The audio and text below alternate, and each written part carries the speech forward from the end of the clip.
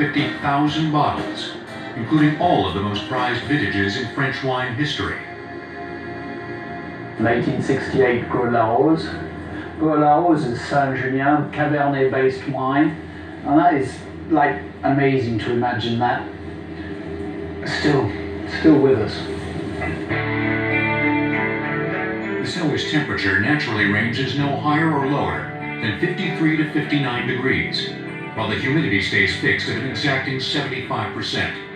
It's considered the most technically perfect cellar in the City of Lights. Aging is one of wine's greatest traditions. Yet even today, no one knows exactly what happens to wine as it transforms over time. Some have theorized that chemical elements within the wine, primarily the tannins, bond with other compounds. Others suggest those same compounds are broken down.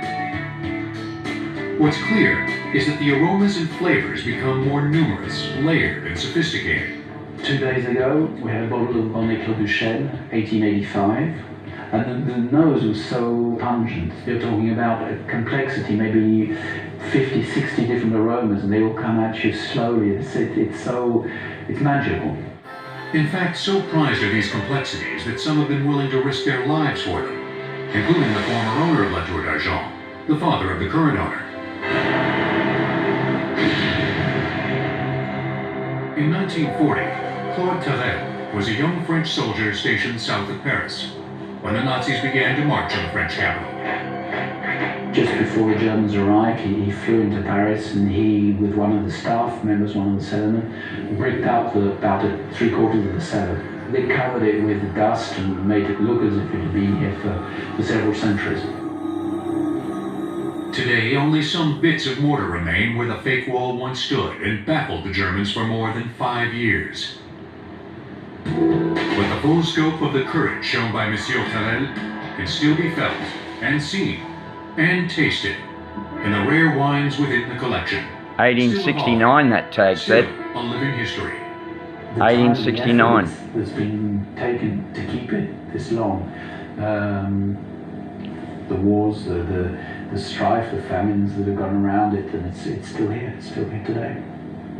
Yeah, it's very moving. While only a few cellars in the world can boast of 1845 vintages, 1845. are building their own cellars, where wine, technology, and personal histories are joined. 1921 that one says. 1934. Spectator about Paul Wyatt, and it showed some of his cellars maybe 15 years prior to that. And I'd always had in mind, I said, you know, someday I'm going to have myself a cellar by that guy. For over 30 years, Paul Wyatt has been a pioneer in the creation and construction of private cellars. Wow. There are two kinds of cellars. There are cellars that just store wine. They're like shoe boxes. You want to keep shoes in a box. That's fine. People do that. There's lots of people out there making cheap racks. All the racks on the market work to hold wine.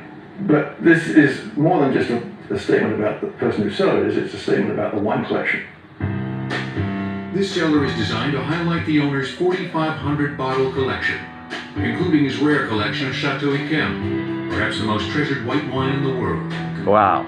We collaborated on the design of the cellar, and I wanted to have a place to show the Chateau Yquem and the way that it changes color as it ages. So we designed this light box. It has a low temperature in there, and it's fine for the wine. And at the same time, you can see the beautiful colors as the colors change.